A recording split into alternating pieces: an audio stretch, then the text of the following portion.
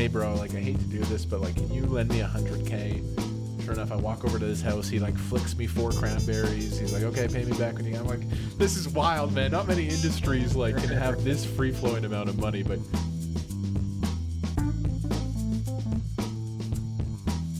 What's up, everyone? Today we've got the best streamer of 2023. He's actually won an award for it, the Global Poker Awards, and he's one of the most successful poker streamers to date. And he's also a champion of a reality show called Big Brother Canada.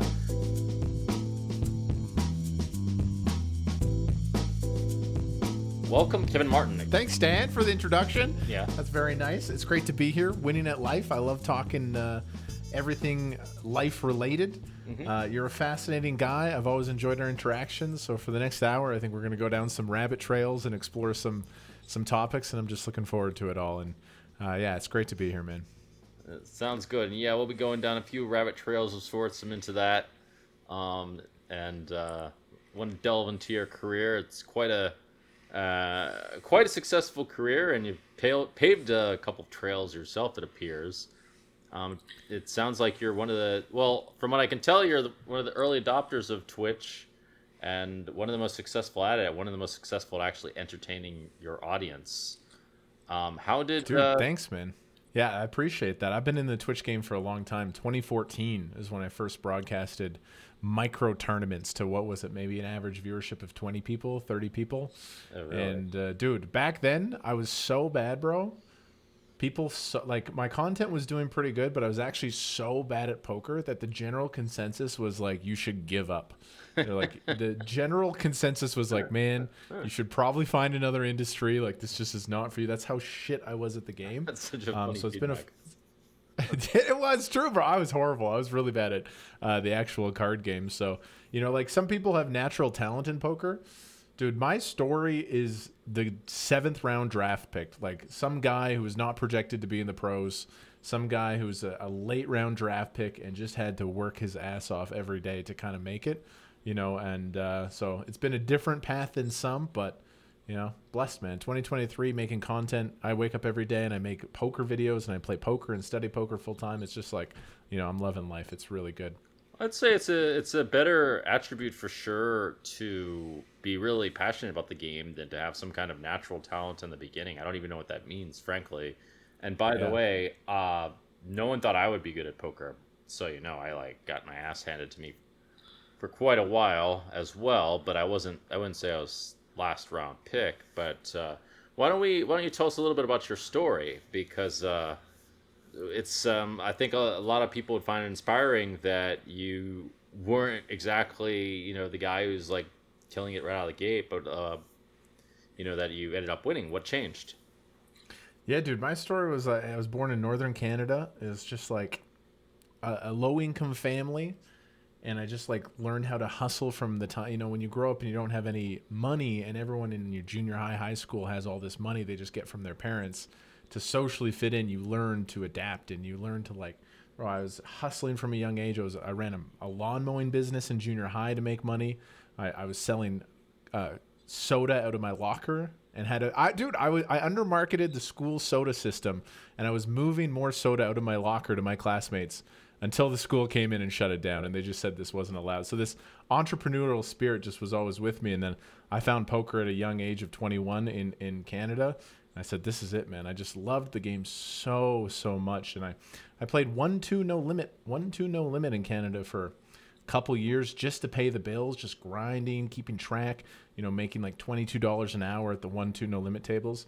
And then I got into content in 2014, and shout out Jamie Staples. I always give him a shout out. He was the guy who told me to make poker videos. I thought he was wasting his life, bro. When he told me to make poker videos, I was like, what are you doing? This is just, because back then there was no content. There was poker shows on TV, but nobody was making like individualized content back then. It was such a new idea. And now there's a whole new wave of, you see like Rampage and Brad Owen, and like you're in the content game recently as well. It's just a new thing. So yeah, dude. I mean, yeah, you're in the content space now, which is great. I love the people who have made millions playing poker actually like trying to make content now. I find that very inspirational. Well, I think there's a lot more potential in there, and I also think there's something about it that's less confined in a box, whereas I find most poker strategy to be a little bit confined. So there's that. And by the way, to be able to effectively start your own businesses when you're young, even if they're like kind of simple, is like I would say that's pretty much a hallmark of success. This is like a pretty rare trait for most people to have. So what changed when you were playing Grinding 1-2? It was just you got into the content game, or what was it exactly? Yeah, well, the exact story was I was playing 1-2. I had just been on in Canada, the games were soft. The rake structure was really good. So I took a 5K bankroll, and that's all the money I had. And I was very cautious. I tracked everything. I wrote my spreadsheets, and I was like, I can't lose this money or else I have to get a part-time job. There was no plan B, right? I was like, I really don't want to get another job. I really want to be a poker pro. So I was very careful, and I really crushed the 1-2 games in Canada. I won 16 straight months. Out of the 16 months, I had 1 month that was break even, but 15 of the 16 months were clear-cut profit, winning like 8, 9, 10, 11 buy-ins every single month. Like the games were really soft. I wasn't good either. I was just like the best of all the bad players. And then my buddy Jamie in 2014 said he's going to start a Twitch stream. And I was like, what? What is that? What is a Twitch stream? And he's like, I'm going to play online poker, but I'm going to live broadcast my face and my games to the internet. Live. I was like, dude, you're wasting your time. Well, live on a 5-minute delay, as live as you can get. I was like, bro, you're wasting your time. I was like, we're crushing these games in Canada. We're going to make probably $80K a year playing poker. I was like, this is the peak, bro. We've made it. He's like, no, trust me. I totally thought he was wasting his time. He started a Twitch stream in his basement. He was the first one to do it really well. It blew up. And in 5 months, he signed a full sponsorship deal with PokerStars back in the day, which was like, I was like, what is going on? And I saw him do this and make a full-time salary out of content. And it just inspired me so much. As soon as I saw what he did in 4 months, I said, I'm going to follow that path. And sure enough, I just started streaming like a week later.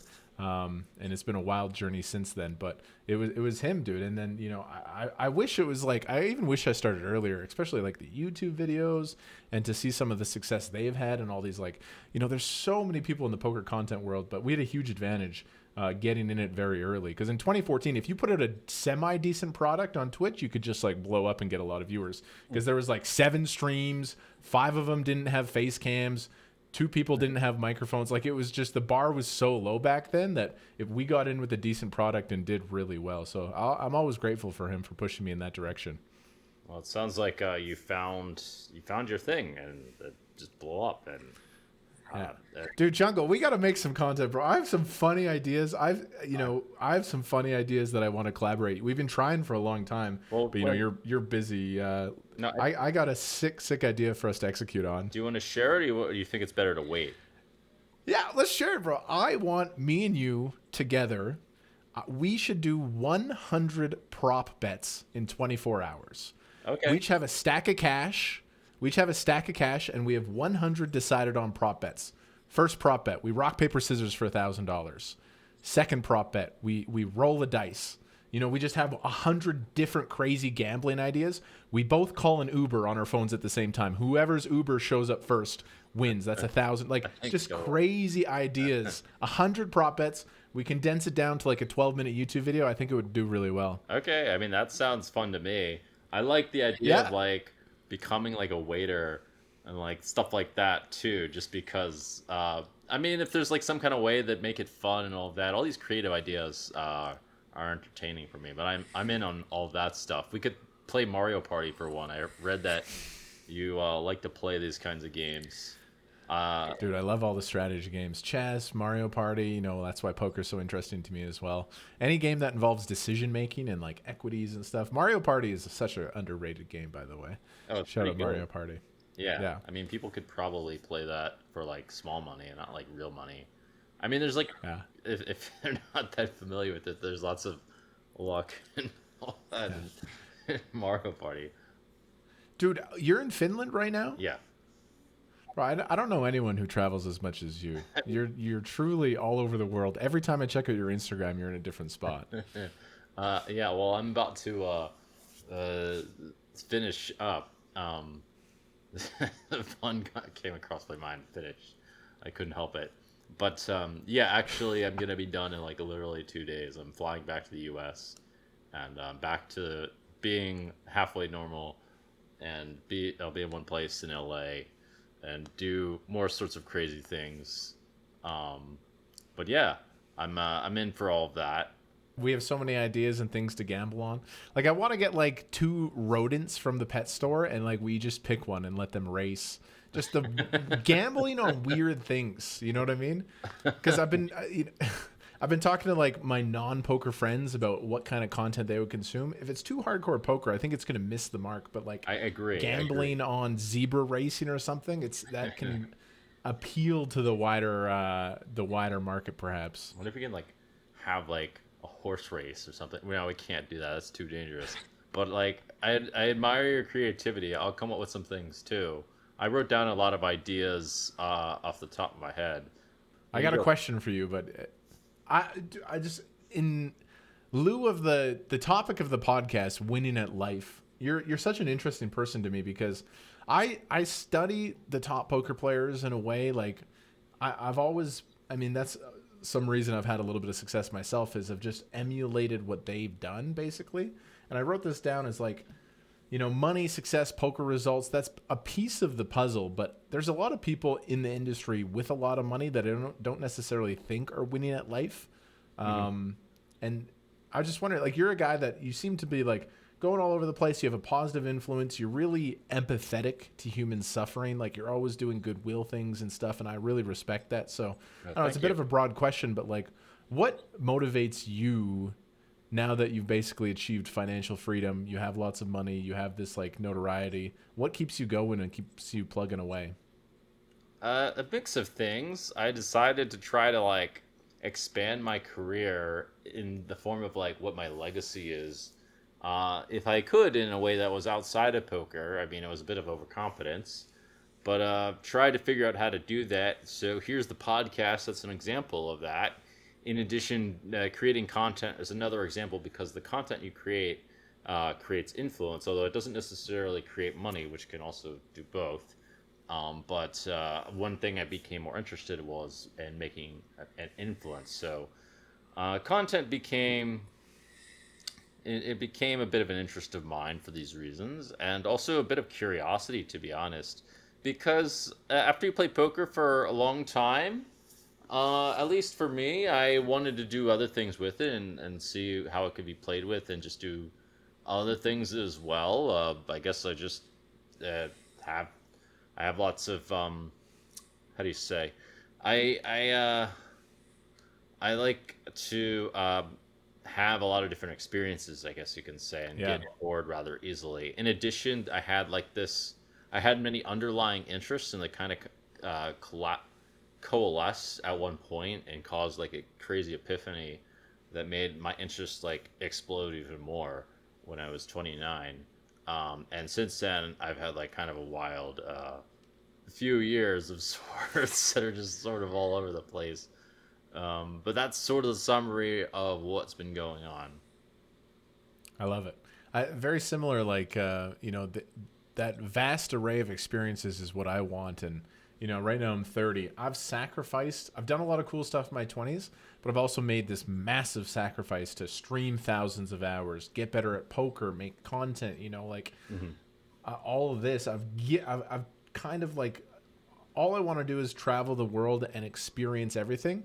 But that's like on pause for me in a way because I'm so committed to this mission of rising up through the poker world that like one day when I feel satisfied with what I've achieved, I'm very excited to like take a deep breath, take my foot off the gas career wise.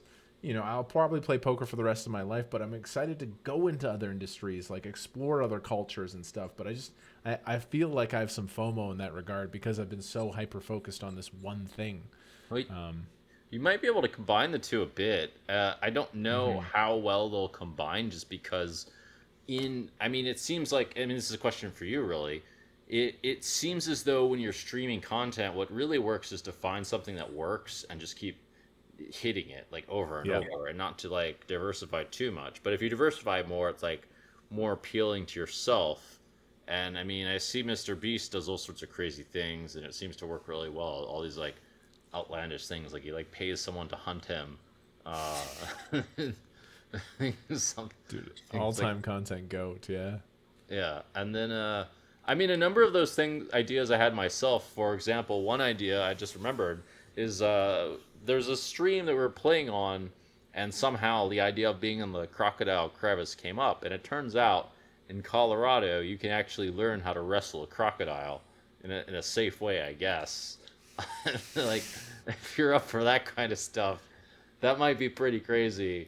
But I might entertain that idea. It's all about the risk to reward ratio. As long as the risk is very minimal, like I don't want to like get messed up or die or get seriously injured, but Yeah, of course. that's why I look at something like skydiving, which on the outside appears very risky, but it's actually like pretty, low risky in real life. Yeah, tying those to some sort of gambling opportunity, I think, is very interesting, and there's definitely room for. There's classic content like Brad Owen or Rampage taking on the poker world. They have their formula and they've done very good, but there is a massive gap in the poker content market for people to be really creative and hit like a new height and stuff. And then I see some people going after it, like the next gen guys or whatever. But yeah, fascinating industry. I've just been so obsessed. Like in my life, I've literally just thought about poker, getting better at poker, making the best content. My brain in kind of a sick way sometimes just like revolves around these things, and I'm excited for the day to where I can like get into other interests and stuff, but right now I'm just hyper focused on achieving this mission. I do think that's good, by the way, because I had precisely the opposite problem. And I realized, shit, I gotta stop. To be honest, I realized I have to like travel less because as my interests sort of blew up. First of all, if you become interested in a lot of different things, there's more things out there. Like there's no end to the things.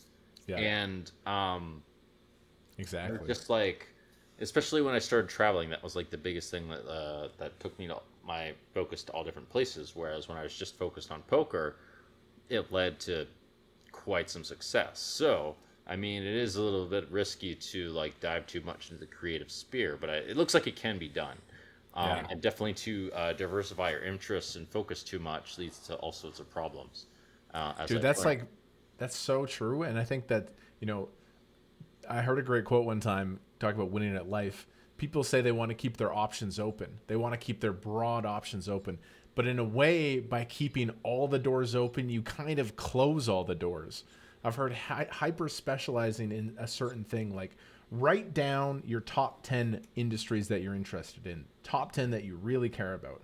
Now keep your top 2 and scratch the bottom 8 out. And not only scratch the bottom 8 out of your interests, like avoid them like the plague. Because if you're going to become special and do something special in a specific way, you need to be all in on that one thing. And I've heard a lot of people get hung up by chasing too many different paths instead of hyper specializing in one path. So I think you hit that point really nicely there. Yeah, I do think it's a bit of a complicated problem to solve. I think there's still more to the story. For example, it did work very well for me to start diversifying outside of poker into like mixed games and whatever, from heads up no limit to these other games, and it became like less relevant to like super focus on like Raz or whatever. But I will say, even given that, it would have made sense to like absolutely focus 100% on Raz. So I don't know what the parallel to streaming would be, but maybe it'd be like you gotta focus on your production or something. Maybe you can tell me if there's some kind of parallel to that, or say something how to become like a good streamer to the audience or to myself. Yeah, the ingredients to become a good streamer. There's a small list of things that, first of all, skill is a big thing. And that's where I lacked years ago, and that's where I've gotten better at the last couple of years. Skill's a big thing. People that watch, video games on the internet, one of the reasons people watch other people play Fortnite or whatever is they like to watch highly skilled individuals. People achieve a level of skill that just seems like mastery. So, that's definitely part of it. Another is like the story. And we've seen this. A lot of people go on Twitch. They're super sick poker crushers, but they don't really make a wave. That's because they don't have a story. They're kind of robotic. They don't have as much of a personality. So it's like the story of me going from micro tournaments to now competing at a higher buyer average, that's really, really gravitating. And that makes people believe it's possible in the industry because they've seen me work my ass off to elevate to this point. So that's like part of it. And personality, engagement, production, these things all matter. But yeah, I think you could in terms of streaming success, there's like probably 5 indicators you could write down that create sort of the formula. And someone like, there's only 2 guys that are really ahead of me still, and that's Lex Veldhouse and Spraggy, and they really strike all 5 of those indicators really well, and that's why they're currently the best. But I'm So close on their heels. so is it story? It's skill. It's production. Yep. What else are we missing here? Skill, story, personality Oh, personality is is a big one. one. Oh, okay. Production, and I would say general like stakes, basically. General The what? bigger you play, the Oh, big general poker stakes. Like if you play the nosebleeds, that's really going to help compared to the micros. Yeah, skill, story, personality, production, and stakes. And there's a oh, couple other like minor things as well, like collaborations and stuff. But those basically are the foundation of if you gave me somebody's stream and I could watch it for 5 minutes, I could generally predict how many viewers they're going to get on average based off those metrics. But I mean, it's a little more complicated than that based off like everything is. But that's kind of a general assumption. okay. Well, I've heard that you describe it as like savage job. Why would you say that's the case? Dude, it's really savage because, first of all, trying to play poker at a high level and win at poker is very difficult, right?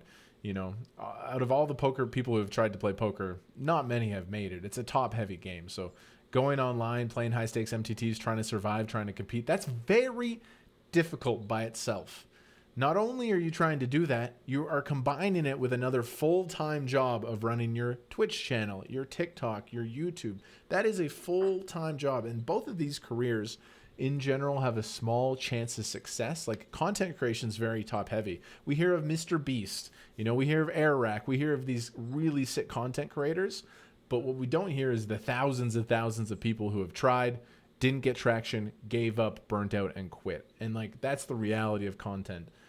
So I always respect people who will make poker content because you're combining 2 very difficult full-time jobs and you're trying to do it together. Especially the guys who are playing high stakes, you're showing your whole cards, you're giving your thought process. You know what I mean? Like Eric Seidel used to be super scared of playing at a TV final table because he didn't want people to see his strategy. We are just going live to the internet and showing every single hand to the player population, and everybody's watching. Anytime somebody plays a hand versus me, they know they can go to my stream and see my whole cards, and like, it's a pretty exposing thing. And so I respect the people who do it because it's a very tough job for sure. I got a personal question for you. I'm thinking to Yeah. stream, but I'm not thinking to stream full time. Yeah, Because I want to do other things. I don't aspire to be, a full time streamer. Is that like for a sure. viable career path, or you just gotta like be For in it? someone like you, Jungle, it definitely is. Because you could go live and you have the reputation, you have the name. If me and you strategized, we could get you a nice little setup. We could give you a decent little production. Oh yeah, you would do very well out of the gate because you offer that different kind of personality. Yeah, absolutely. I think you would kill it if you go. I mean, you're not you're not in America right now, obviously. Playing on all the sites, playing the best tournaments would be very smart. But Oh, you play would some you of would them. kill it. Okay, all right. Well, that's good news. I've got too many aspirations is my problem, as we talked about. I got another question for you. That's kind of a weird question. Suppose a poker player doesn't have much of a personality. Do you think they can Yeah. say to themselves, "You know what? I could find a way to be more entertaining somehow." Do you think that that's a realistic thing for many of the aspiring poker players? Because you've probably seen a lot of them. Like I played with a lot of these guys. Like they don't put on much of a show. They don't know how to make too many jokes. A lot of them, and Yeah. it's not that common to have that. Do you think that these guys can develop that? Or you think it's something innate? What do you think? I think it can be developed through real life experience, social situations, doing crazy things, expanding, growing your personality, of course. But you can't bullshit. You can't bullshit. The audience sniffs it out really quickly. You have to be your authentic self.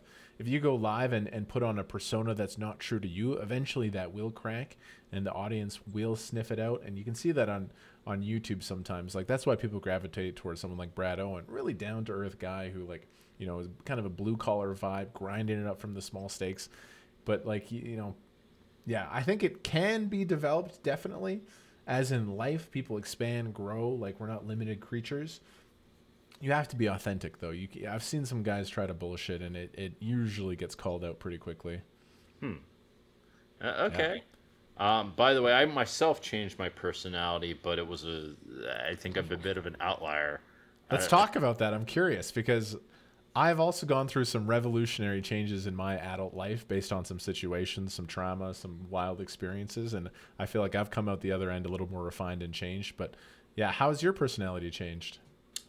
well, it's I'm trying to think if it changed pre me being well, it changed in a lot of different ways, to be honest. I removed a lot of bad habits, such as like complaining when I lost. It's complaining in a certain way when I lost, you can say. There's ways of complaining that are super obnoxious, or being a bad winner, or like you have to like. There's a number of things with how you talk to people you have to change, which is basically like changing your personality, and that's there should be classes on that, in my opinion. It's just people are so like they just don't know how to deal with people in all kinds of ways. But other than that, in terms of like being more fun and all of that, that was more of a gradual process. It happened especially after I was like 29 or so, where I started taking improv. I think this was probably the biggest thing that really had an effect. You can actually train yourself to be better at, at picking up puns, for example, but I don't recommend that particular change just because puns aren't really that great of a joke. Um, by the way, this podcast is a bit of an experiment for me to try to change my personality a bit, because now I've got to be a host. Now I've got to do all these things. I also was hosting parties, so I needed to like I kind of forced myself to like I was an introvert, so I had to like Yeah. get out there and talk to people more and do all those sorts of things. So I had to learn social skills at least quite a bit to a degree in various different ways. So that's basically what happened. I was, how do you say, goaded by. I also did this weird thing where I maximized for putting myself in many different life experiences, and so this also led to a lot of different possibilities. It gave me more things to talk about. But I was like, I took a very um, wild strategy, you could say. I really like a really wide strategy of doing different things, and it was like this.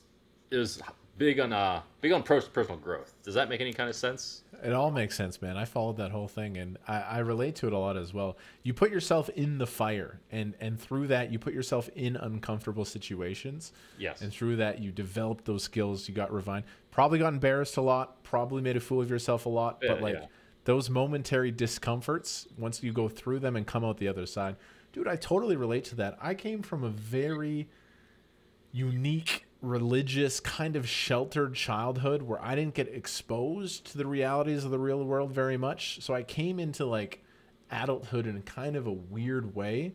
And the best thing I could that happened to me was I got cast on a couple reality television series.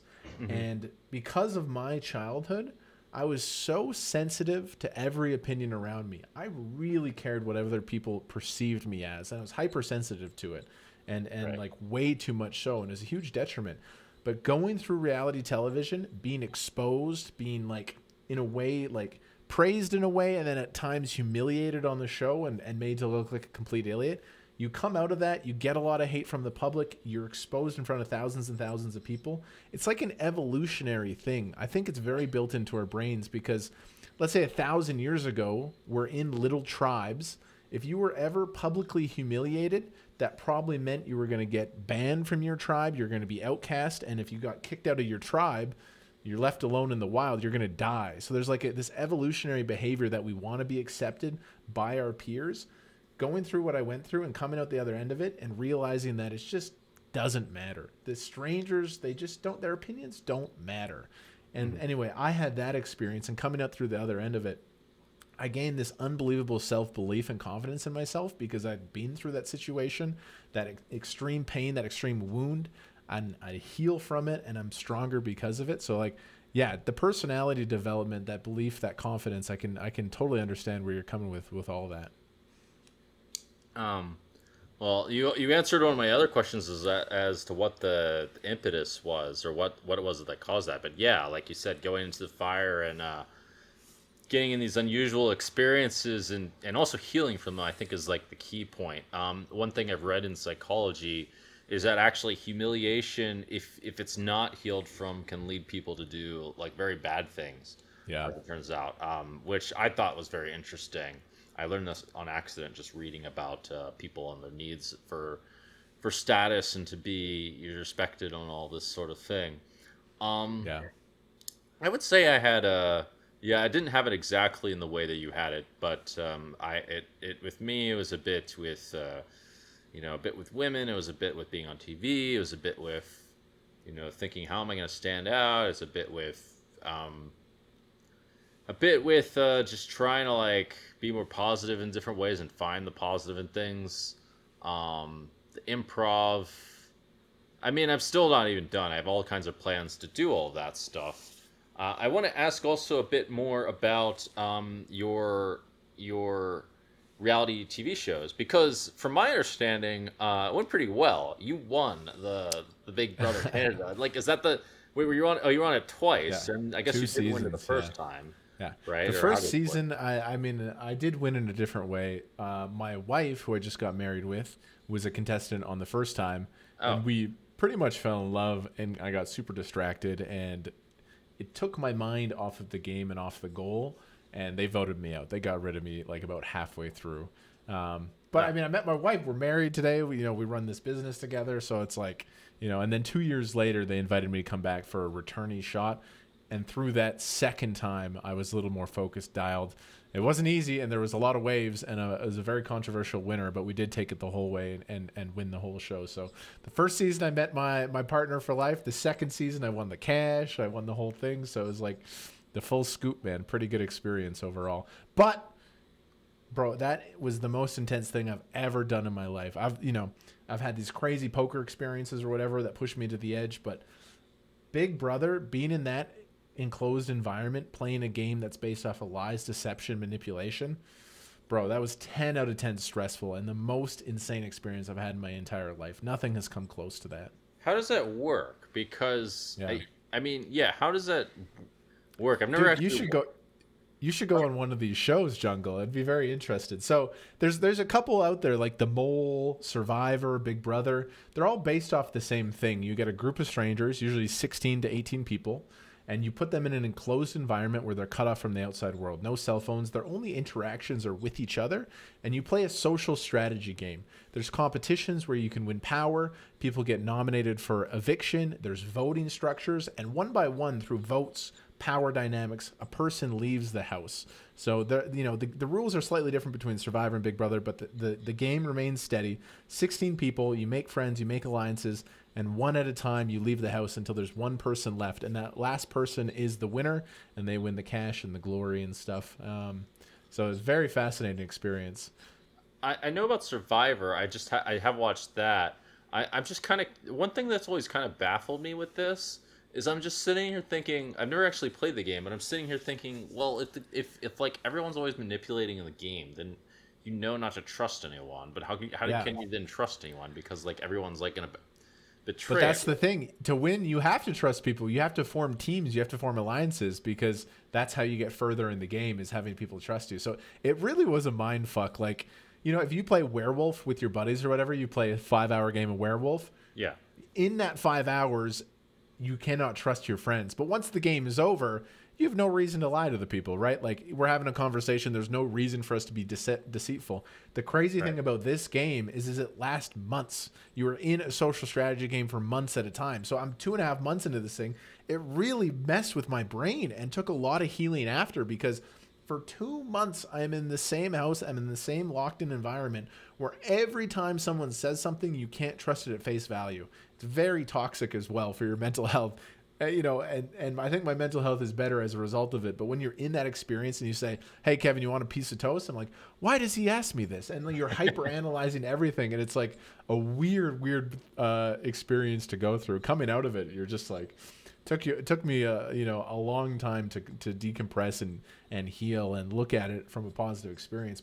But like Survivor winners and stuff, Big Brother players, they all like report a minor PTSD. Not everybody, but a lot of people. Like, it's a really, really wild experience, and I'm glad I had it. But I would love to see you, Jungle. You ever apply for the Amazing Race or Survivor? There's Yeah, tons of shows yeah, I now. did. You have? Well, we'll see about that. Yeah, I mean, it's not that easy to get on. You have to be like a huge fan of the show and all that, but Yeah. that helps quite a bit. I mean, that's actually how they should do it. I think because that's more fair, and it's like now if your soul's invested in the game, you can't like there's no buying that, right? It's like it's more authentic, and it's more authentic to the game, whereas it's less corrupt as it's not like you just buy your way with money or fame or something like that. I actually respect that. Definitely. Um, I've had like people betray me and things like that over Mm. large. Uh, I mean, it's kind of common-ish in poker. People you thought were your friends betray you over like large periods of time. I've had traumatizing betrayals. I mean, that aren't. I'm not even sure if they're on Interesting. purpose. Oh yeah, man. Especially with someone like you who found some financial success and stuff. Like, there's going to be people that just take advantage of that and then just see you as an opportunity, and as a result, I've always been a big proponent of like keeping my inner circle very small. I have a small group of friends. I've never had like a ton of friends, but I have a small group of friends that I would literally do anything for and I would ride with forever. um, and I expand the circle and let people in, but it takes a while for me to open up to people and let that in the inner circle, because people out there are savage. There's a lot going on, and especially with someone like you who got a lot of attention and money and stuff. You can heal from that though, and then hopefully a positive experience in hindsight. But yeah, I mean, that's one thing I've realized lately is that actually you should like. It seems to be better. Like I had this belief that you could. It's good to like kind of cast a wide net, but I still kind of think you should be open somehow. But not to be like or to be kind of reluctant, as you said, to let people Mm-hmm. too close and start doing business and things like that is like pretty pretty it's not a good idea to like throw business around. But the other person I really thought I could trust, turns out I couldn't. And I've had like a number of stories like that in poker, for example. It's like kind of one of these things where all this weird stuff happens if you let it. But that's another Wow, story. dude. I haven't Huh? been burnt yet. I've been very careful, but I've been very careful, and I haven't been burned yet, dude. And it's a little bit surprising. And like the other day, I was in Vegas, and I was about to play a big game, and my wire bounced. I sent a wire from Canada. By the way, dude, the financial system, bro. Like, I've just started playing some higher stakes games. I've sent like 5 wires. I think 3 of them have bounced. I can't figure it out, bro. I can't figure it out. I can't, and it's so frustrating. I hope we go crypto heavy soon. Um, A but lot of like places the use crypto. casinos. Some tournament places, like if you play in, it depends. There's a decent amount that will take crypto in some kind of way, or people will take Yeah. crypto. Well, the wires, man. I've been so frustrated with them lately. The people don't understand the free flowing. Like, anyway, I hit up my buddy. Hey, bro. Like, I hate to do this, but like, can you lend me 100K? Sure enough, I walk over to his house. He like flicks me 4 cranberries. He's like, "Okay, pay me back when you." I'm like, "This is wild, man. Not many industries like can have this free flowing amount of money, but you have to be very careful out there because poker attracts an amazing group of people, but because of that free flowing nature of the economy, it does attract a lot of scammers, a lot of scumbags, and yeah, you got to be careful out there for sure." Did they Well, hit you for lots of money, Jungle? Did they get away with a bunch? uh, I got hit for lots of money, yeah, in all kinds of strange ways. Like there's been all kinds of times where other people got scammed with me. At first, it was me being an idiot, and then that was like everyone was an idiot, and then I like went down with the idiot crew a bunch of times, and we all felt stupid. Basically, it's the less private games usually the better. That's my personal advice with all that stuff. But Gotcha. that's Interesting. how streaming seems good in that I guess they can't really scam you in streaming. You can't get scammed as far as I'm Yeah, aware. no. Online poker, feels pretty safe over there. How many people are using some tools behind the scenes? It's unknown. I know for sure GG is absolutely trying to bolster up the security where they can. But dude, poker's changing so much, dude. Are you familiar with baseball and what they've done with baseball this year? What's that? Baseball just had a bunch of revolutionary changes implemented this year to speed up the game. The game was dying. It was too slow. It wasn't stimulating enough. And they put in a pitch clock rule. They changed like 5 or 6 things. And it's working. It's working. Average game length is down 25 minutes so far. Really? From 3 hours, 15 minutes to under 3 hours. Yeah. And of course, like, I think we need to take a massive look at live poker. I think we need to take a massive look at live poker, and we need to figure out how do we make this game faster and more stimulating. Because the game is great, but the pace is unbearable. The pace is unbearable. And if we're going to attract the newer generation with all the opportunities they have to play Fortnite, video games, these are highly stimulating products that are getting sent to everybody. I wish we could make poker 20% faster. And like, I was kind of inspired by what baseball did this year, and I want to put together a list and to see if we can revolutionize poker in a way, because the game is so great, but the pace is too slow, Jungle. I'm happy to work on that also, and like to try to make that a reality for sure. Because I think what I'm thinking is, I mean, it's partly the players, which I'll get to in a second. I just want to point out, I find it almost unbelievable that whoever got together and said, okay, we're going to change baseball. I just can't. Like, that's kind of a big undertaking to actually happen. Definitely. And then it was a huge process. Like, it was like these guys, it was a 7-year plan they've been working on, and finally they got it in this year. Yeah. Oh, shit. Yeah, I mean, that sounds about right. Like, the whole 7 years makes sense. But poker acts pretty fast, so it's definitely possible to start changing things quite fast. I mean, I definitely think it's good to somehow make it faster and to somehow make it more entertaining for the people who are losing, and also to somehow attract the people who are gambling on other things anyway, like slots and what other house games. Sports. Anyways, just because it's actually, you actually have a better chance in poker, and it should be more fun because now you're playing with people instead of like looking at light up numbers on a screen kind of thing. I do think that the players need to somehow be more attractive to the audience, though. Like, I think tournament poker especially. Yeah, dude. I mean, poker as a TV sport is really suffers. There's some sports that don't translate, or some activities that really struggle to translate to TV, and poker struggles for some reason. And this is a thing I've been battling against my whole content career. And I think why some people bought into my content is because they're bought into my story of trying to achieve financial freedom. But how can we make poker faster and more fun for TV? That's a good question. It's a very, very interesting question. I'm not sure the answer. It's really difficult. The stand-up game is good. I don't know if you played stand-up game. Yeah. Love the stand-up game, but it cost me a lot of money the first time I played it. But very fun game. Oh yeah. It's you can get screwed pretty big on it. And another thing, the stream cash games are another story from the tournaments, just because you get a couple of gamblers in there, and suddenly it's not exactly the same rodeo. That it's like another planet compared to the tournaments with everyone like staring at each other and like not saying one thing and having to play like these solved pre-flop ranges that you can just look up online these days. And I think the best poker content ever produced was probably those main event episodes. They did a fantastic job of going into the field and just finding these awesome moments. Almost like, think about the Masters. We have a golf tournament coming up. If there was a constant live stream and we just had a 24/7 camera on one player, it'd be very boring. But what makes those broadcasts very engaging is it's the highlights. They find the best bits and put all the bits together. When you're live streaming, a tournament table from the Poker Go studio, there's so much dead time. So much is not exciting. Oh, for sure. And I think the best content we've ever seen is that main event episodes where they were going through the field. Oh, they went right to a river spot here. Oh, this guy's raging. This guy has a costume. We're following stories here. I think some form of that is like the closest we can probably achieve. It's too bad those are gone. I love those main event episodes.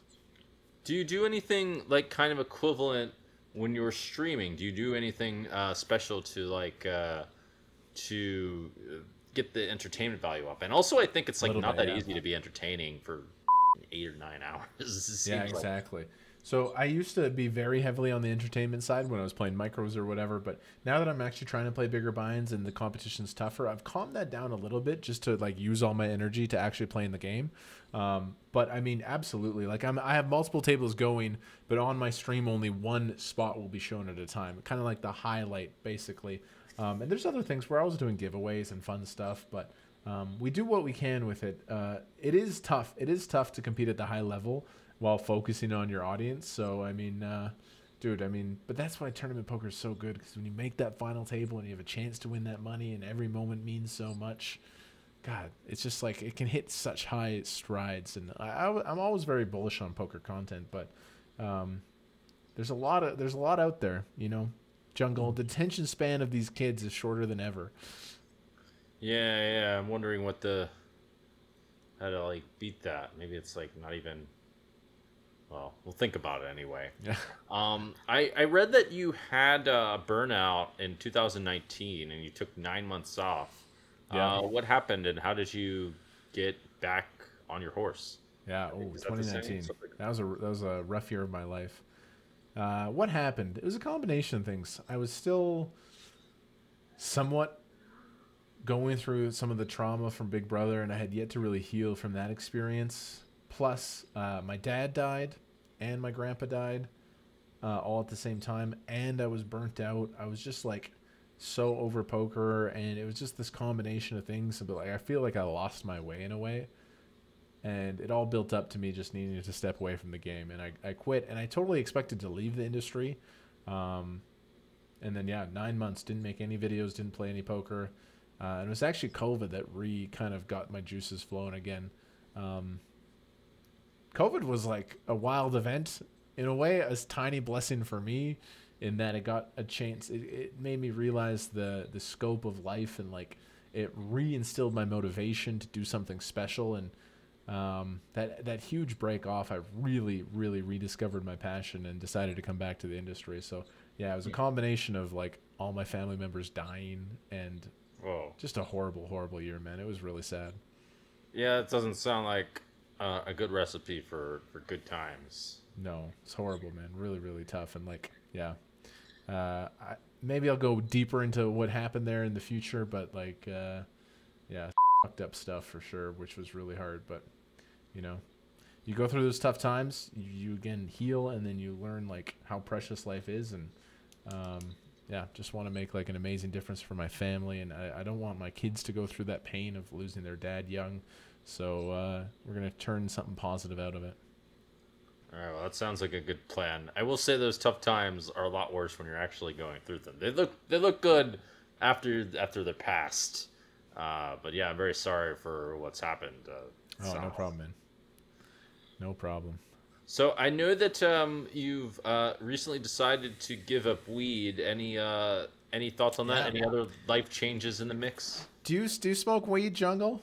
I actually I do not smoke weed, and when I have found it very, very hard to concentrate. My mind just like spirals off in a million directions. Yeah. So I have a hyperactive brain. I never got diagnosed for some like ADHD or anything, but I have an insane brain that just goes constantly. So, wake up, stream 8 hours, play poker, your mind's firing. At night, I was really struggling to wind down, and it was leading to bad sleep and me like being restless in bed. Weed was so good, man. I would smoke a joint and it would just hit perfectly, and I could just vibe out and like find this like peace and let my brain wander through like consciousness. I really enjoyed it, but it just became a problem. I was smoking every day, and I was like looking forward to it. Sometimes I would like, kind of like I have 2 tournaments left. They're small buy-ins. Okay, we're just kind of, let's get in the ace queen for 27 big blinds. Like, because you're just like kind of wanting to wrap up the day. You're looking forward to getting high. And just based off of like my life coach, Elliot Rowe, and my wife specifically, like, Kevin, it's becoming a problem. And you're like, you're right. So I gave it up cold turkey. The detox was so bad, man. It was so horrible. And I was like, wow, I was more addicted than I thought. So we're on the other side of it. I haven't touched it in a long time. And, I'm not giving it up for life. I love, using drugs to explore consciousness, and I think I will do that more in my future. But for the next 3 years, I want to reach my peak in poker performance, and I feel like weed was holding that back, and I would forever regret it if I didn't try everything in my power to reach the peak of performance for my poker career. So, yeah, we're on the other side of it. By the way, when I was detoxing, I played a few sessions. Bro, I just got murdered. Like, you can't think my brain was broken, but now that we're on the other side of it, it's ready to crush again.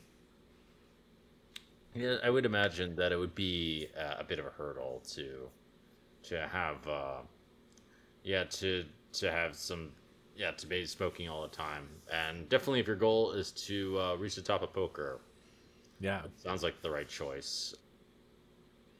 Dude, the poker's changed so much. And like, when was your origin days? What time period? In 2000 and the very first time I started was 2009. Okay, it was 2014. Yeah, So yeah. you missed Moneymaker, you missed the poker boom, you missed those crazy times. Yes, I more or less missed a lot of that stuff. Yeah, it's true. God, sometimes I wish we could transport back and just like get a sense of it. You know what I mean? Like our skill set. Like I'm not a world class player, but I've learned how to use the Sims and understand strategy, equity, polarization. Like these concepts I've understood. If I was magically transported back, I would probably be like an Isildur level player, like someone who was just such a crusher because the game was so different. Now these resources are available to everybody. Not that people know how to use them or take advantage of them, but it's just it's a different world we're in.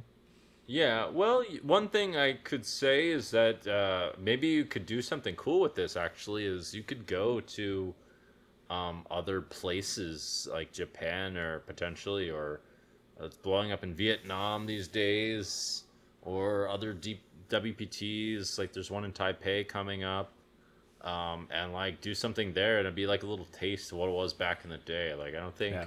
think they're up to date with like the hottest Dude, Sims or yeah. I anything live in like. Alberta. I live in Alberta, Canada, and this place might be the closest to 2006 that we have. To be fair, dude, people are getting better. The last couple of years in Alberta, Canada, like people are using the correct sizes and like their three betting strats are better and stuff. So there's people doing work, but I mean, games are still very good in Canada, of course. By the way, shout out to dude. I did a podcast in 2017 where I was a little more cocky back then, and that was when I was really crushing some live events like Jungle. I went on this run in 2017, 2018 where I rattled off like 4 main events in Calgary. I had this crazy ROI. I won like $250,000, off of like maybe like 40K of buy-ins. I had this crazy Alberta run, and then I did a podcast where with Joey Ingram where I was talking about how the fields are so soft, and it got shared in the community, and I was a bit of a villainized figure because I was like this kid that was winning everything and talking shit. But no, I'm more in touch with the Alberta community now. We have some laughs about it, but dude, poker's so crazy here, man. There's so much gamble in Canada. Oh, really? Yeah. We just had a tournament series. They ran out of dealers, bro. They ran out of dealers. We just had this tournament series. There was a 3-hour line of people holding $1,600 in cash wanting to play this tournament. They couldn't take the money. They weren't prepared. There's a That's so 3-hour weird. line. Yeah, So that's crazy. weird. It's so frustrating. Yeah. All right, maybe The operations here. Maybe Canada is the new frontier, I guess. Could be. Or, I don't know. Possibly. I want to go to Canada more anyway, just because everyone's Dude, always angry in the USA and all this other stuff. It's all this weird Dude, I'm stuff telling you, going there's on. a different vibe. So I travel to like Los Angeles, Vegas, like play events or whatever, and I'm in this concrete box, and everything's like so stimulated. My nervous system is like, when I'm in LA for 5 days, I'm like just like so tuned up and wired up, and it's like, wow, I got to get out of here. I come back to Canada, there's farmland, the sky is blue, I can breathe deep, and like everything just relaxes, you know what I mean? And then I'll like restore my dopamine before I go out on another adventure to some state. Yeah, dude, Timex and a bunch of people live up here in the mountains. They love it. I'm surprised you've never been. That's kind of on the radar in a way. One thing that's been in the mix of sorts of an idea when you're feeling adventurous, this could be an idea worth pursuing, is like going, well, I mean, Canada could be somewhere too. I mean, now we're kind of in the, actually right now I'm kind of in the mountains in the middle of the icy, middle of the tundra. But to to go through Alaska, for example, but like it Mm. could totally be Canada as well. I just don't know one thing about the Canadian Arctic or whatever. But we could like that could be definitely some content of some kind of the Great Alaskan Trail, the Great Canadian Alaskan Trail through the Arctic or whatever. Yeah, we trek through Alaska, but every second day we set up our computers and play online poker. So it's one day we hike through Alaska, the next day we grind online. You know, some sort of like mending of the worlds is very interesting.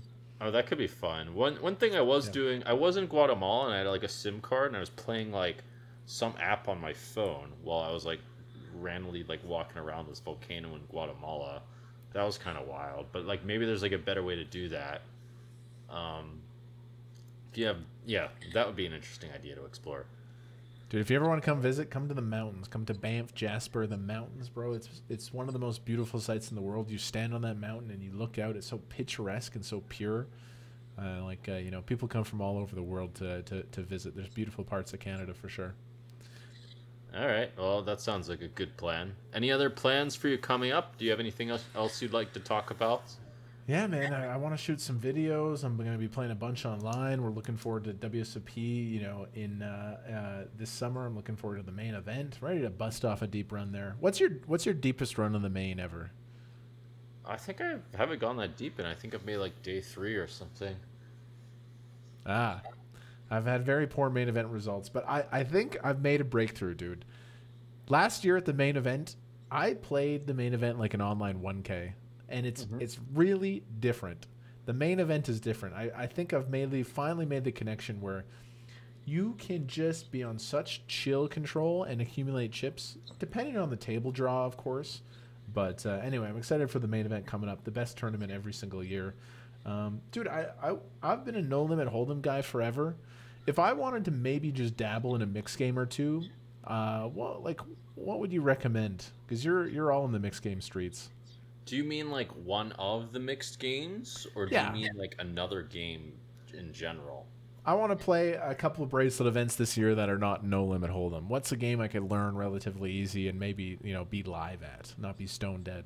It depends on what they have.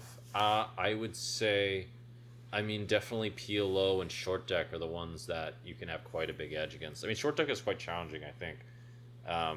It took me a while to start playing really, really well at cash games and short deck. I don't think these other people will play deep very well at that game. It's like quite tricky once you play deep, and it's not really the same as PLO in some ways. But for 100 antes, it's pretty simple. If it has to be like a limit game, I would say Limit Hold'em isn't that hard to learn. There's also Sims on it. The stud games are a bit strange. The draw, I mean, yeah, the draw games, you can have a big edge in Badoogie specifically, but it's not that easy to learn. It's also kind of strange. Yeah, yeah. Interesting. Maybe want to dabble in some of them this year. It's hard to bang off a no limit hold'em bracelet. There are a lot of players to get through, and I feel like those mixed games might be a spot. Yeah, there can be some spots in them, and the dealer's choice, especially. I think if you know like a handful of games, like if you know like all the big bet games in dealer's choice, that seems like if you know a bunch of big bet games, you could probably crush that.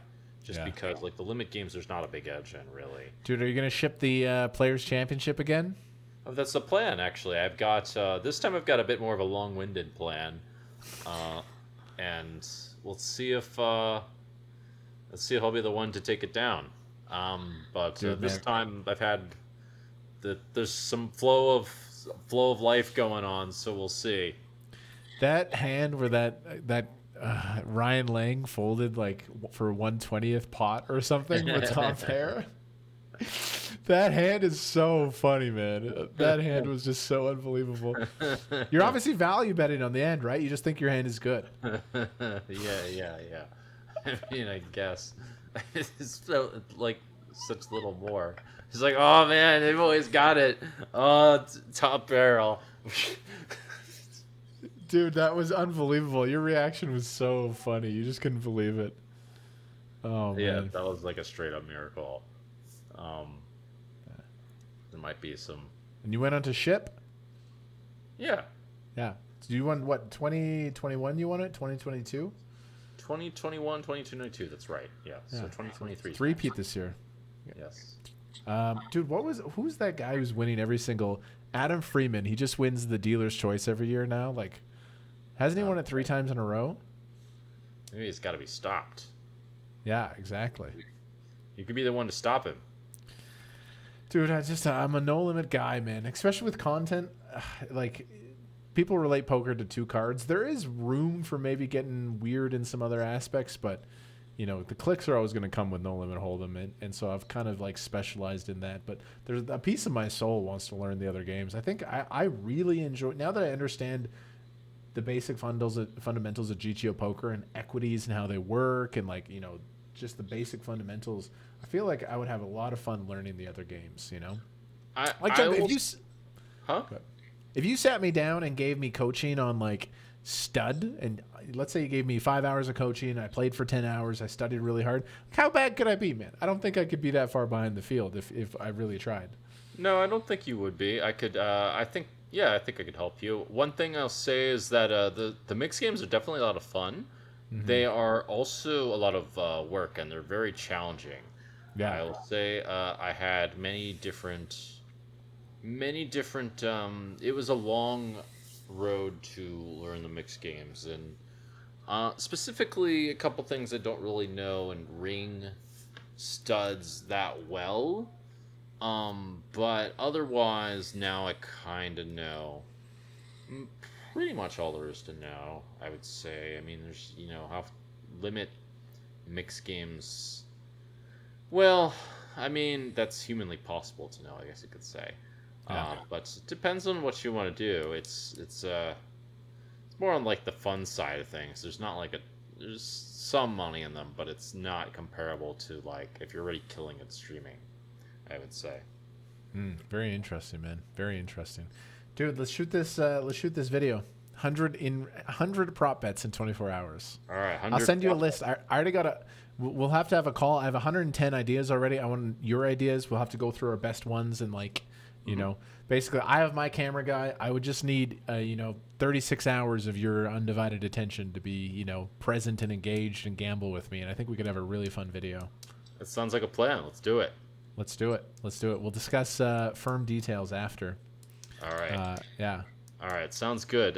Anything else, last words or anything you want to promote before we finish up? Dude, man, always good to pick your brain. You've always been a fascinating guy to me, and there's some similarities between how our brains function. I think I've really enjoyed this.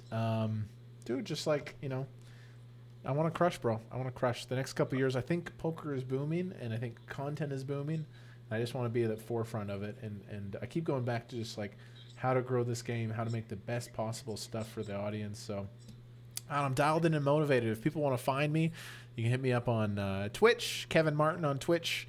I'm dropping a brand new website. I got merch coming out right away, kmartpoker.com. Right. You can find me on all the socials and follow my journey. So I appreciate that. Take a stop by Kmart, guys. Check out the merch. Blue Light Special. All right.